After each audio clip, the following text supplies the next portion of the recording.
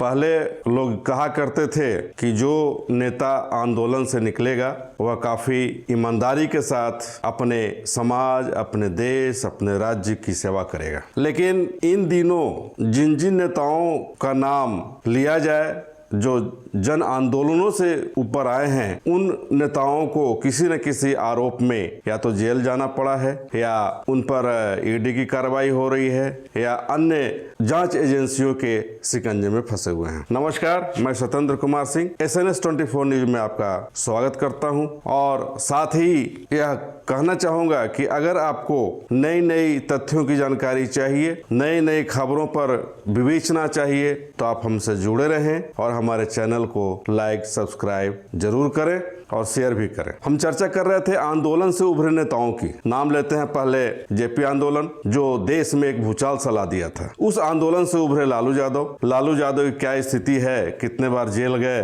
यह किसी से छिपी हुई नहीं है। कई का आरोप लगे, आज भी उनके परिवार पर भी एक आरोप लग रहा है कि जब वो रेलवे में मंत्री थे तो उसमें जमीन लेकर के लोगों को नौकरी दिया करते थे। अगर हम बात करें झारखंड में, तो झारखंड आंदोलन के जो अगुवा रहे हैं शिबू सोरेन, उनके परिवार से या उनका लड़का आज हेमंत सोरेन झारखंड का मुख्यमंत्री है, उन पर भी कई चार्जेस लगे हुए हैं। जमीन घोटाला का चार्ज उन पर लगा हुआ है, मनी लॉन्ड्रिंग का चार्ज लगा हुआ है। इसके लिए प्रवर्तन निदेशालय ने कई बार सम्मन देकर के उनको कार्यालय बुलाया, हालांकि वो नहीं गए। वो प्रवर्तन निदेशालय ईडी के कार्यालय जाने के बजाय वो चले गए अदालत में। ठीक उसी प्रकार अगर हम बात करें देश की राजधानी दिल्ली की, तो वहां तो और ही स्थिति बेहतर नहीं है। वहां के कई मंत्री जेल में हैं, उन पे बहुत गंभीर आरोप लगे हुए हैं और गंभीर आरोप लगे हुए हैं, उन पर जांच भी चल रही है और जांच एजेंसी उन्हें सबूत के साथ गिरफ्तार करने के बाद लोगों को जेल जाना पड़ा है। यह अलग है।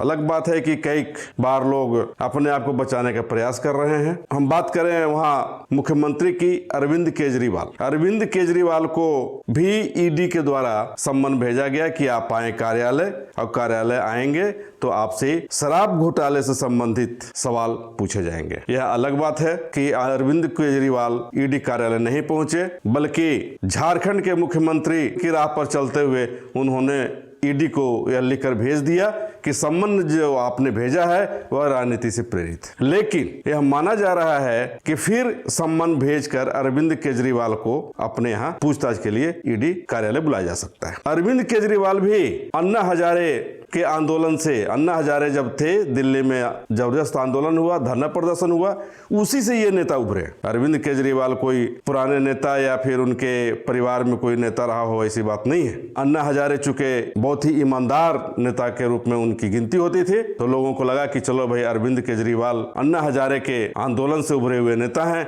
तो ये ईमानदारी से पूरे दिल्ली को या पूरे दिल्ली के सरकार को, दिल्ली के जो भी लोग रहते हैं उन्हें सारी सुविधाएं ईमानदारी से उपलब्ध कराने का प्रयास करेंगे। कई मामले इन पर आए। आम आदमी पार्टी का गठन करके इन्होंने जब सरकार बनाई, जब कई विधायक चुने गए, कई सांसद चुने गए, पंजाब में भी इनकी सरकार बन गई, लेकिन इन्हें सुकून नहीं मिला, चैन नहीं मिला। अरविंद केजरीवाल को नोटिस देने के पहले समाज कल्याण मंत्री हैं वहां राजकुमार आनंद, उनके यहाँ भी ईडी की छापेमारी हुई। वहां भी कई कागजात ईडी को मिले हैं, हालांकि उसका खुलासा अभी तक नहीं हुआ है। इसके पूर्व आम आदमी पार्टी के संजय सिंह सांसद हैं, उनकी भी गिरफ्तारी हुई। उनसे भी जांच एजेंसी ने पूछताछ करना शुरू किया और वो मामला कथित तौर पे शराब नीति के घोटाले से संबंधित है। इसी मामले में उप मुख्यमंत्री मनीष सिसोदिया, जो शिक्षा मंत्री भी रहे, उन्होंने अपने कार्यकाल की पूरी तरह से दुनिया भर में ढिंढोरा पीटा कि दिल्ली जैसे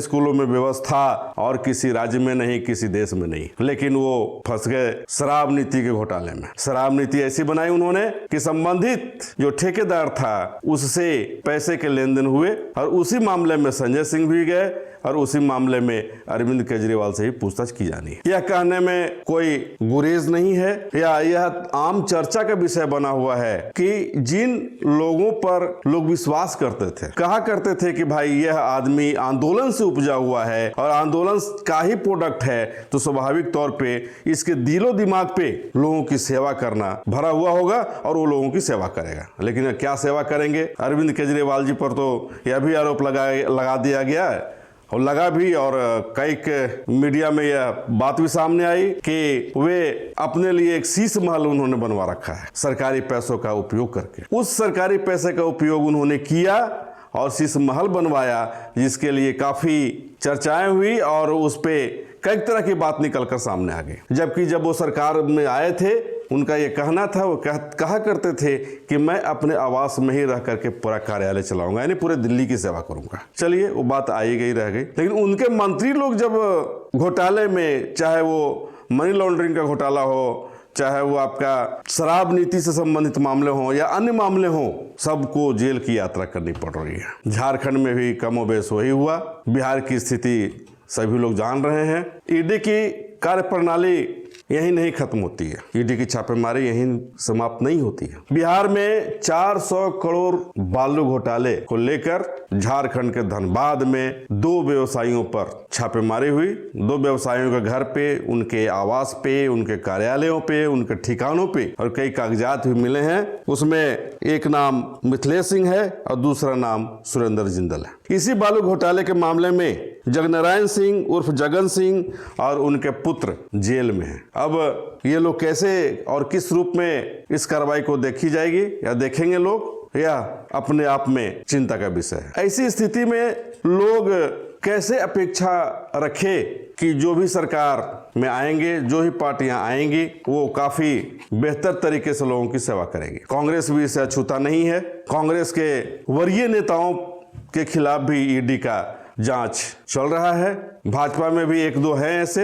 यह अलग बात है कि कहा जाता है कि जब भी किसी की सरकार होती है तो वह अपने अनुसार जांच एजेंसियों का उपयोग करती है। अब ये देखना है, हालांकि ये बताएं आपको कि 2024 में संसदीय क्षेत्र का यानी सांसद का, एमपी का आम चुनाव होना है, मेंबर ऑफ पार्लियामेंट का। उस चुनाव में ज़्यादा से ज़्यादा टिकट मिले, ज़्यादा से ज़्यादा हम उम्मीदवार जीते पार्टी की, उसके लिए तमाम पार्टियां प्रयास कर रही हैं, चाहे वो भाजपा हो, कांग्रेस हो, आम आदमी पार्टी हो।